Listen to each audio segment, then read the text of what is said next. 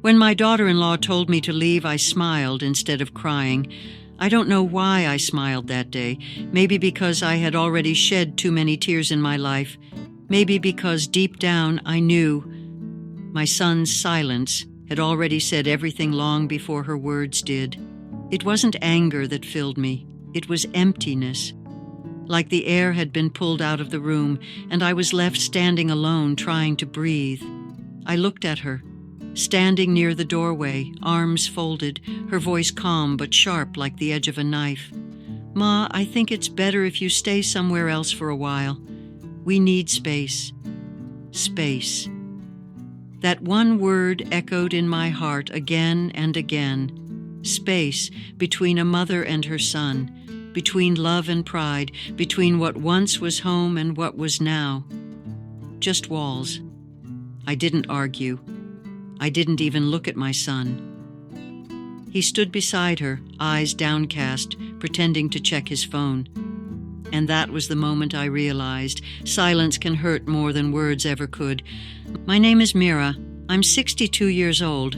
For most of my life, I believed love, especially a mother's love, could conquer everything. I raised my son Arav on my own after his father passed away when Arav was just 9. Life wasn't easy. We had little, but we had each other. I still remember the nights we shared, sitting on the balcony, looking at the stars, talking about everything and nothing. He would say, "Ma, when I grow up, I'll build you a big house. You won't have to work again." I used to laugh and say, "I don't need a big house, Beta. I just need you." He'd smile that innocent, proud smile children have before the world hardens them. Back then, I thought that kind of love would never change. But time has a way of testing what we believe will last forever. After his engineering degree, Arav got a job in the city. He was so excited, a new life, a fresh start. I encouraged him to go. "Don't worry about me," I said. "Your father would be so proud of you." Years went by quickly after that. He'd call every few days, sometimes video chat. I could see how tired he looked, but I could also see something else, a kind of spark in his eyes whenever he mentioned her. Her name was Nisha. He told me about her the way young people speak about love, with laughter, fear, and dreams all mixed together. She worked in the same office, quiet and polite. "She's very caring, Ma," he said once. "You'll like her." I smiled and said, "If she makes you happy, that's all that matters." And I meant it. When they got married 2 years later, I felt like my family was whole again. I thought maybe God was rewarding me for all those lonely years. I remember the first time I met Nisha. She was beautiful, tall, graceful, with a smile that could light up the room.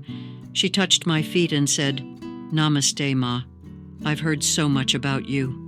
I hugged her warmly and whispered, "Now you'll hear directly from me." We laughed. It was such a pure, hopeful moment. I truly believed she was like the daughter I never had. The first few months were like a dream.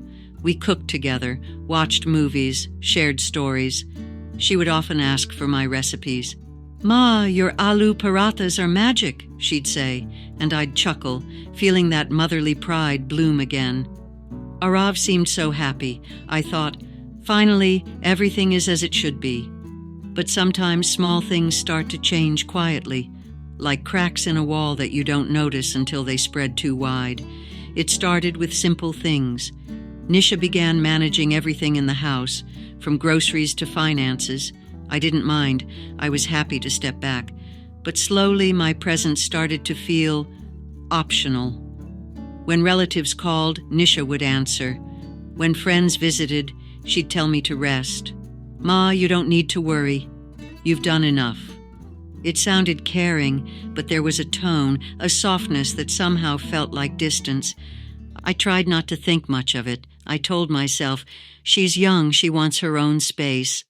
After all, I remembered how I once felt when I was newly married. But the silence between me and Arav began to grow. He still smiled, but the way he looked at me had changed, like he was afraid of saying the wrong thing in front of her. One evening, I made his favorite kheer for dessert. When he came home, I said, "Beta, look what I made. Your favorite." He smiled faintly and said, "Thanks, Ma, but Nisha already ordered dinner tonight." I laughed softly. "That's fine. We'll have it tomorrow." But the next day, the kheer sat untouched in the fridge, and the day after that, it was gone. I later found the bowl in the sink, half-eaten, probably thrown away. I don't know why, but that small thing hurt me more than I expected. It wasn't about the kheer. It was about what it represented. Something I made with love no longer needed. Days turned into months, and slowly I began to fade from their world. They stopped asking me to join for outings. When relatives called, Nisha would tell them, "Ma's resting." When Arav got a promotion, I found out through a family friend. That night, I sat alone in my room and thought, maybe this is what every mother goes through. You raise your child, love him more than your own life. And then one day, you realize, he belongs to someone else now. Still, I refused to let bitterness enter my heart. I prayed every night, asking God to keep them happy. But happiness built on distance can't last forever. One evening, I overheard them talking in the living room. Their voices were low but sharp. I heard my name. "She doesn't understand boundaries," Nisha said. "This isn't her village house. I can't live like this." I froze. Arav's voice came next, quiet, hesitant. "She's my mother, Nisha. She means no harm." Then maybe she can live somewhere else, just for a while. I couldn't hear what he said after that. My ears started ringing. I went to my room and sat on the bed, hands trembling. My heart was heavy, not from anger, but from the pain of realizing that the home I built with so much love had stopped being mine. That night, I didn't sleep. I just sat there, watching the clock tick toward morning. When the sun rose, I made tea for everyone like always. I served it with a smile. Nisha took the cup and said, "Thank you, Ma." But her eyes didn't meet mine. Arav said nothing, just drank silently. And in that silence, something between us quietly broke. If someone told me back then that my own son would one day look through me as if I were invisible, I would have never believed them. But love, I've learned, doesn't vanish overnight. It fades slowly, through moments of neglect, through words left unsaid, through trust misplaced, and sometimes through the smile of someone you welcomed like your own daughter. I don't know exactly when the shift happened. Maybe it was slow, like the way sunlight fades at dusk. You never notice the moment it turns dark. You just suddenly realize it's no longer day. At first, I told myself I was overthinking. Maybe Nisha was just busy. Maybe Arav was tired. Life in the city is different. People live fast, talk less, love in a hurry. But the distance kept growing. I would wait for them to come home in the evenings, sometimes cooking something special, but when the door opened, they'd walk straight past the dining table. "Ma, we already ate outside," Nisha would say, smiling politely. And Arav would nod without even looking at me. I would still sit for dinner, alone. The house felt too quiet, like it was holding its breath. I started spending more time in my room, watching old family albums. There was one picture I kept staring at. Arav as a boy, with his small hands holding my face, both of us smiling at the camera. I remember that day so well. It was his birthday, and he said, "Ma, don't ever leave me." Now, all these years later, it felt like he had already left. Not by moving away, but by closing the door between us. Sometimes I tried to talk. "Beta, how's work these days?" He would say, "Busy, Ma." Then turn to Nisha and start another conversation. It wasn't cruel, It was something colder, indifference. Nisha started deciding things for him and for me, too. Once she came to my room and said, "Ma, I think we should rearrange your things. Your room feels cluttered." I smiled gently and said, "That's all right, dear. I like it this way." But a week later, when I came home from the temple, I found my things shifted. My old books, my husband's photograph, even my sewing basket, all moved into a cupboard. It felt like someone had quietly erased my small traces from the house. When I asked Arav about it, he said, "Ma, she just wants to make things look nicer. Don't take it personally." I nodded. "Of course, Beta. Maybe I'm just not used to the new way." But deep inside I knew. It wasn't about decor. It was about belonging. Slowly, my conversations became shorter, my laughter quieter. I started walking to the park nearby in the evenings just to hear people talking, to remind myself what a voice filled with warmth sounds like. One evening, as I returned from the park, I heard them arguing inside. Nisha's voice was sharp. "Why can't she go stay with her sister for a few months? We can't have a proper life with her always around." Arav's voice was softer. "Nisha, she's old. How can I tell her to leave? Can I tell? She doesn't have to think of it as leaving, just visiting. You can explain that nicely." I stood outside the door, frozen, my heart pounding so loud I could barely hear the rest. For a moment I thought of walking in, telling them I heard everything, but then something stopped me. Pride, maybe, or love. I didn't want to embarrass my son. So I quietly stepped back and pretended I hadn't come home yet. That night, I couldn't eat. I stared at the ceiling, thinking of how everything I had built, every sacrifice, every sleepless night, was leading me to this point. I didn't blame her completely. Maybe she wanted her own world, her own rules. But what hurt was seeing my son agree in silence. Days turned into weeks. Arav became more distant. When I tried to share something, an old story, a memory, he would just nod or look at his phone. Once I made tea for him like I used to. I added a bit of ginger, just the way he liked it as a child. He took a sip and said, "Ma, Nisha doesn't like tea like this. Please make it plain next time." I said softly, "Of course." After he left, I stood by the window holding the empty cup. It wasn't just tea, it was years of habit, of care, suddenly dismissed. Every small thing began to feel heavy. If I forgot to turn off a light, she'd sigh loudly. If I offered advice, she'd say, "Times have changed, Ma." One afternoon, I overheard her talking on the phone. She said, "I can't stand how she interferes in everything. This isn't her house anymore." That line cut deeper than anything else. This isn't her house anymore. I didn't cry. I just sat down quietly. It's strange. Tears come easily when you're young. But when you're old, even your pain learns to stay silent. I started keeping to myself completely after that. I cleaned my own room, ate quietly, and rarely spoke unless spoken to. Sometimes Nisha would still smile and say, "Good morning," but it felt like a habit, not warmth. Arav noticed my silence once. "Ma, you've been quiet lately," he said. I smiled and replied, "I'm fine, Beta. I've just been tired." He looked at me for a moment, then nodded and left the room. That moment told me everything. He saw my pain, but chose not to ask. A few days later, it was my birthday. I didn't expect much, but a small wish would have meant the world. Morning passed, afternoon came. No one said a word.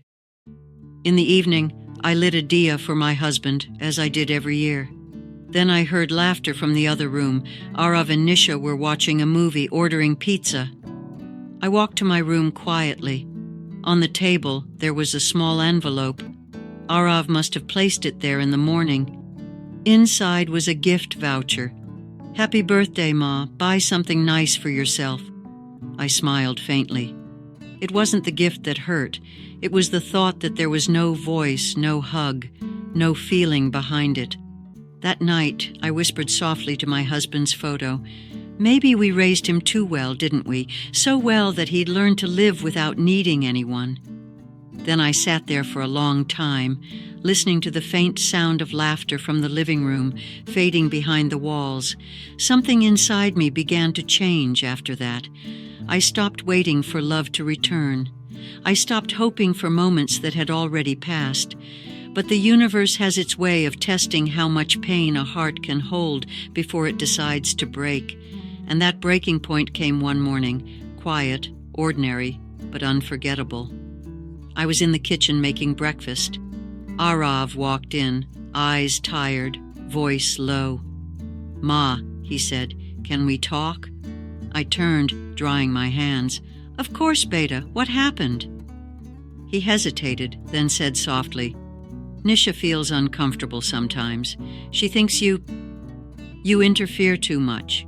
Maybe you could visit Bua's house for a while, just until things settle." I looked at him for a long moment. I wanted to ask him, "Do you feel that way too?" But the words wouldn't come. Instead, I said, "If that's what makes you both happy, I'll go." He looked relieved, and that hurt the most. He didn't protest. He didn't say, "No, Ma, stay." He just said, "Thank you, Ma. You'll feel better there." I smiled and said, "Yes, maybe I will." After he left, I stood there, my hands still trembling. I wasn't angry. I wasn't even heartbroken. I just felt empty. I packed my clothes slowly, folded each sari carefully, took my husband's photo and my old diary. Nisha came to the door and said politely, "I hope you'll understand, Ma. It's just for a while." I nodded. "Of course, Beta. You take care of him." She said thank you, as if I were a guest. When I left the house, Arav was waiting by the gate. He helped me with my bag, kissed my forehead and said, "Call me when you reach, okay?" I smiled. "I will." As the taxi drove away, I looked back once at the house I had dreamed of for years, at the window where I used to sit waiting for him as a child, and I realized I wasn't leaving the house. I was leaving a lifetime. The taxi ride to my sister's house felt endless.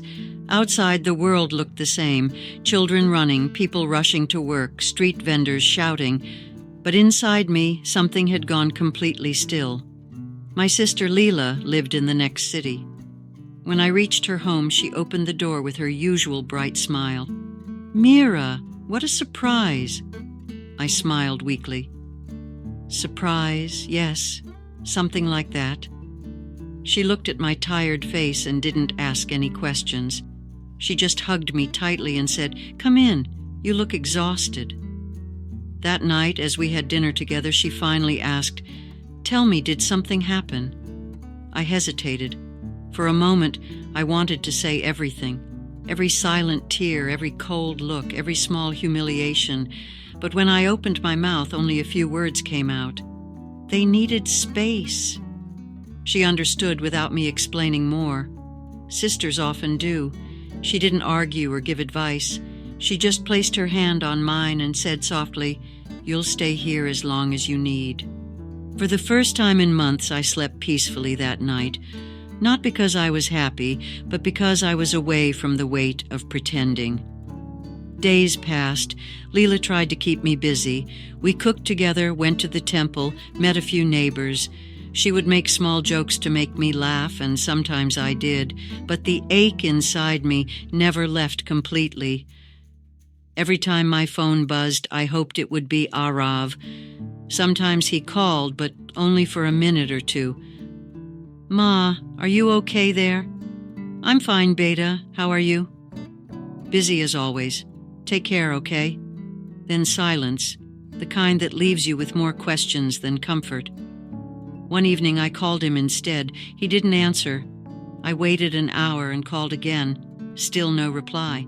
I thought maybe he was busy, but when 2 days passed without a message, something inside me grew restless. I wasn't angry, just worried. A mother's heart doesn't stop caring. even when it's been pushed away. A week later, I saw something that shook me. My neighbor's son showed me a photo on social media, Arav and Nisha at a family function. They looked happy, radiant, surrounded by people, and then I saw the caption, "Celebrating New Beginnings." I didn't know what it meant, but I guessed. Maybe a new job, maybe a new house. But what hurt was realizing no one thought to tell me. That night I sat on the balcony looking up at the stars. I whispered softly, "You remember him, don't you?" I was speaking to my husband. "Our little boy, the one who used to hide behind your legs when strangers came, he's so grown now. He doesn't need us anymore." A tear slipped down my cheek. I didn't wipe it away. I wasn't angry at Nisha anymore. I was angry at fate, at time, for turning the boy who once called me his world into someone I barely recognized. But life, I've learned, never leaves a wound untested.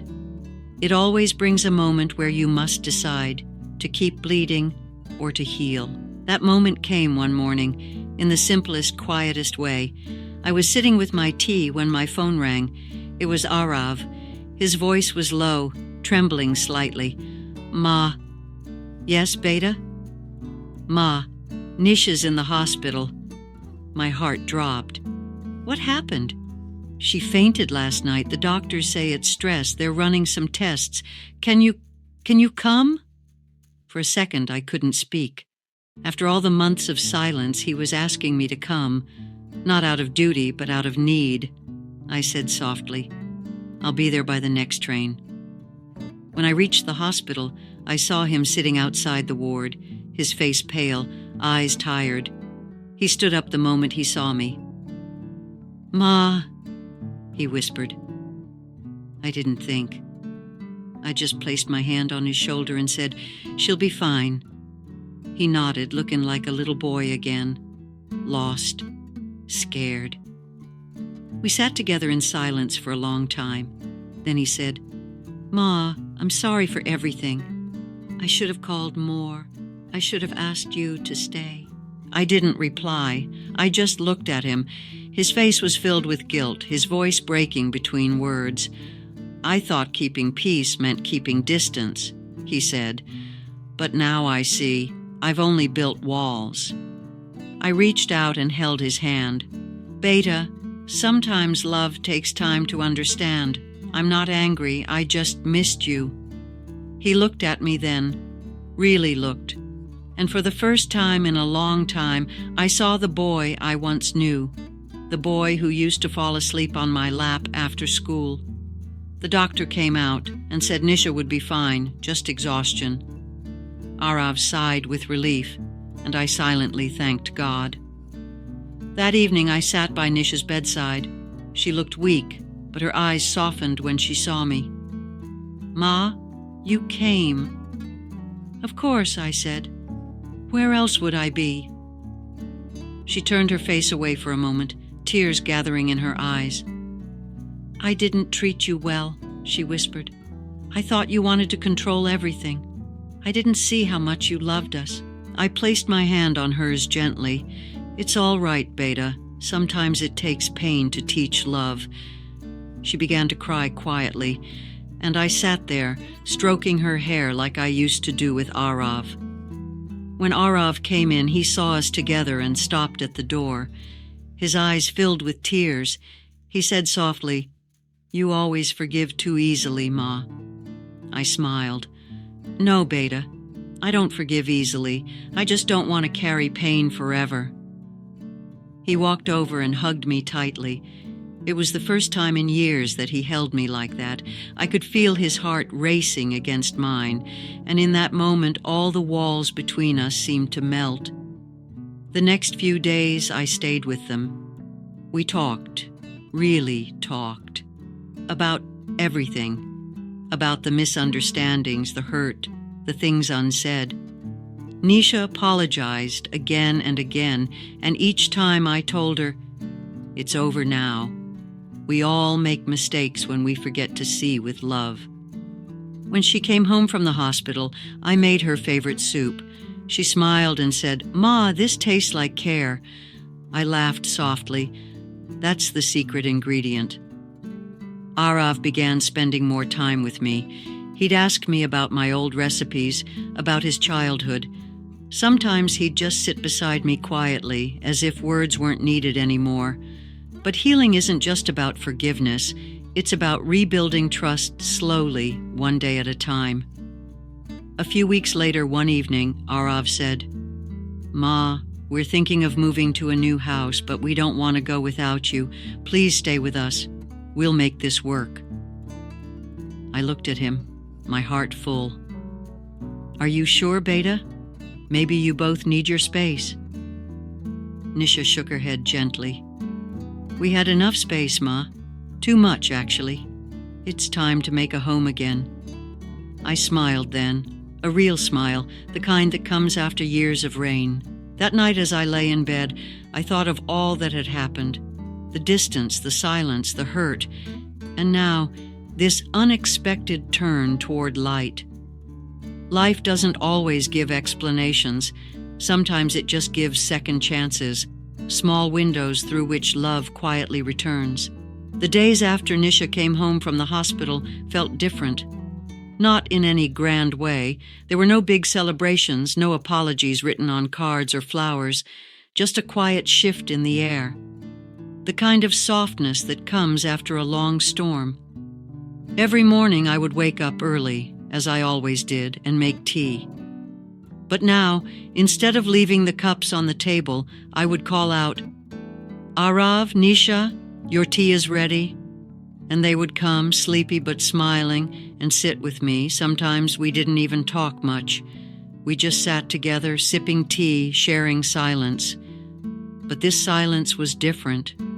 It wasn't the kind that builds walls. It was the kind that heals them.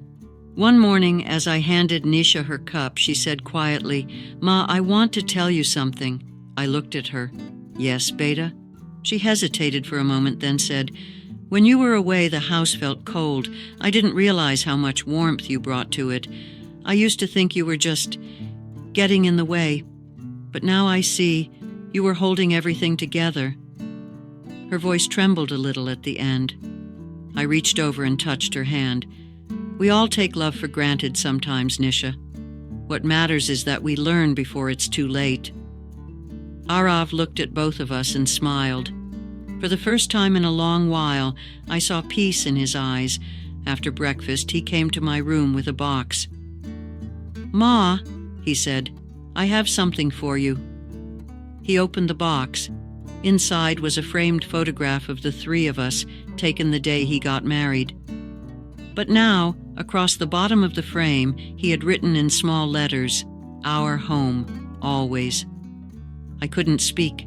I just looked at the picture, at their younger, happier faces, and then at him, now grown, matured, softened by life. Tears filled my eyes, but this time they didn't burn. "Thank you, Beta," I whispered. "This means more than you'll ever know." He smiled and said, "No, Ma, thank you for never giving up on us." From that day on, things truly began to change. Not overnight. Healing never happens in a single moment. But slowly, quietly, like morning light creeping into a dark room. Nisha started asking for my help again, with cooking, with small household things. But more than that, she began asking about me. "Ma, what do you like to do in the afternoons? Ma, tell me about your college days." Simple questions, but they made me feel seen again. One afternoon, she came to me with a notebook. "I've been learning your recipes," she said with a shy smile. "I want to write them all down properly so Arav can never say I don't cook like you." We both laughed. It felt good to laugh together, not out of politeness, but out of genuine warmth. As we sat writing recipes, she looked at me suddenly and said, "Ma, I want to be like you when I'm your age, strong but still kind." I smiled. "You already are stronger than you think, Nisha. Kindness only grows when we share it." Arav started coming home early too. Sometimes he'd join us in the kitchen, stealing bites of food while we cooked. Other times, he'd sit in the living room, watching us with quiet happiness, as if he couldn't believe peace could be so simple. One evening, as we all sat down for dinner, Arav said, "Ma, remember when I used to say I'd build you a big house one day?" I smiled. "I remember. You were 9. You said it after breaking your toy car." He laughed softly. "Well, I think I finally did. Not big in size, maybe, but big enough to fit our hearts again." Nisha reached for my hand under the table and gave it a gentle squeeze. I smiled at her, and for the first time, I felt that she wasn't just my daughter-in-law. She was my daughter. In the weeks that followed, the house began to feel alive again. There was laughter, the smell of food, the clinking of cups, and small, happy arguments over which movie to watch.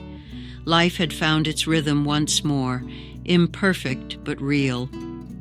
One Sunday morning, Arav surprised me. "Ma," he said, "get ready, we're going somewhere." "Where?" I asked. "You'll see." He drove us to the outskirts of the city. The road wound through green fields until we stopped near a small temple, the same one I used to visit with his father when Arav was little. He said softly, "I wanted to bring you here again.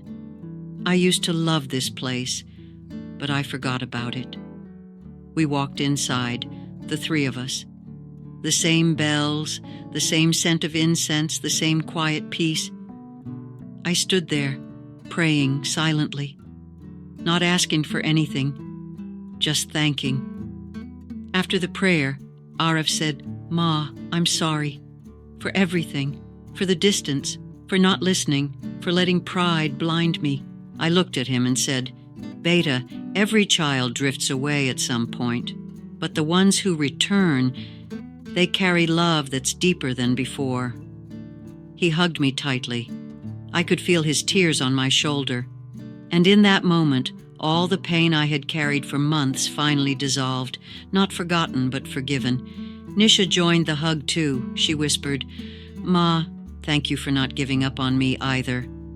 I smiled and said, "Love isn't something you give up on, Nisha. It's something you learn to understand." As we walked back to the car, Arav held my hand just like he used to when he was a child. The sun was setting, painting the sky in gold and pink. For the first time in a long time, I felt completely at peace.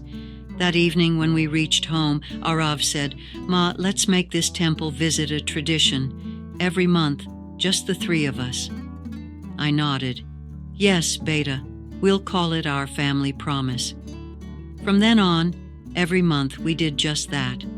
We'd drive together, pray, laugh, eat roadside tea and snacks, and come home with lighter hearts. It wasn't a perfect family, no family is, but it was real, and it was ours. And sometimes, that's all love really needs to be. It's been almost 2 years since that day at the hospital, the day everything began to change. Sometimes I still think about how close we came to losing each other, not through death or distance, but through silence. Silence is a strange thing. It can protect love or it can destroy it. It all depends on whether it comes from peace or from pride. Now, every morning when I wake up, I hear the sound of life again. The kettle whistling, Nisha humming in the kitchen, Arav talking on the phone about work. Small things, ordinary things, but to me they feel like blessings. After breakfast, Nisha and I often sit together on the balcony. We talk about everything, her dreams, her fears, my memories. Sometimes she tells me about her childhood, about how she lost her mother at a young age. I didn't know that before. Maybe that's why she had such strong walls around her heart. Maybe she was afraid of being replaced by love, instead of realizing that love multiplies, it doesn't divide. One afternoon, as we sat watching the sunset, she said, "Ma, do you ever regret forgiving us so easily?" I smiled softly. Forgiveness isn't easy, Nisha. It just looks that way when love is still stronger than pain. She looked down. her eyes glistening. "You changed me, Ma. I used to think love meant control, but now I know it means care, even when it hurts." I touched her cheek gently. We all learn that lesson in our own time. Arav came home early that day, holding flowers. He smiled and said, "For my two favorite women." I laughed. "You've become very smart these days." He grinned. I had a good teacher. That night, as we sat down for dinner, I noticed something beautiful. The laughter that filled the room was no longer forced. It was real, deep, and healing. Every sound of it felt like a piece of my heart being stitched back together. After dinner, I went to my room, opened my diary, and began to write.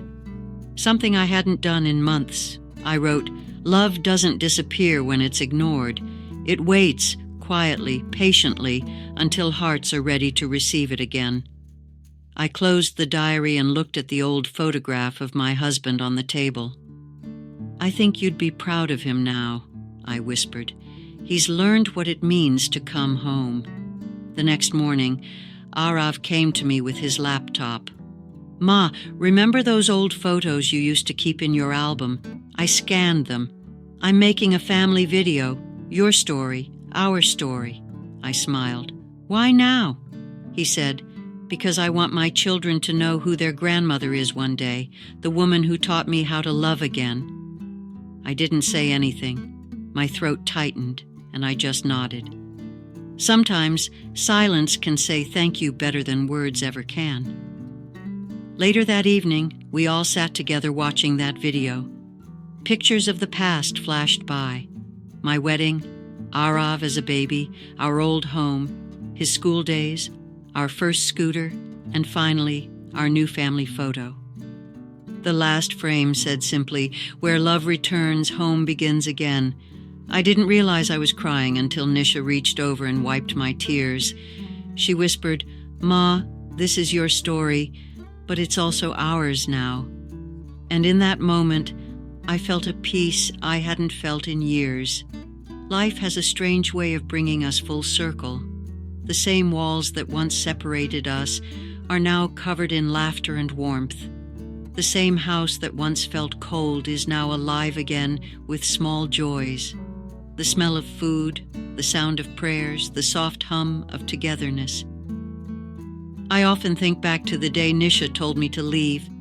It hurt more than I can ever describe, but if that moment hadn't happened, maybe we would have never learned what love truly means.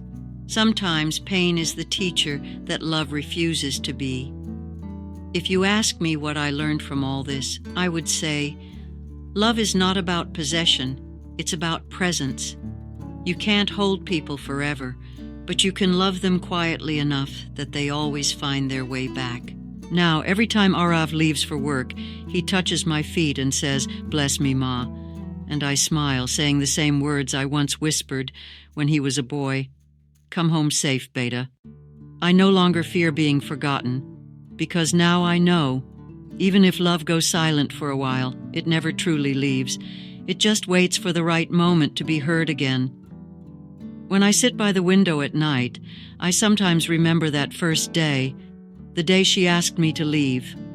I remember the pain, but I also remember the strength it gave me to love them again without bitterness. If there's one thing life has taught me, it's this. A mother's heart doesn't keep score. It doesn't measure who hurt more or who apologized first. It simply forgives because that's what love knows best. And forgiveness, I've learned, doesn't erase the past. It just writes a gentler ending. Today, when I look at my son and daughter-in-law, I don't see the people who once pushed me away. I see two souls who grew, stumbled, and returned, carrying lessons only time could teach. Sometimes, at night, when I'm saying my prayers, I thank God for one simple thing, not for money or comfort or youth, but for the chance to love again. Because love, when it returns after pain, shines brighter than it did before. And that is how I know. The day my daughter-in-law turned my son against me was not the end of my story. It was the beginning of a new one. a story of forgiveness, of healing, of coming home,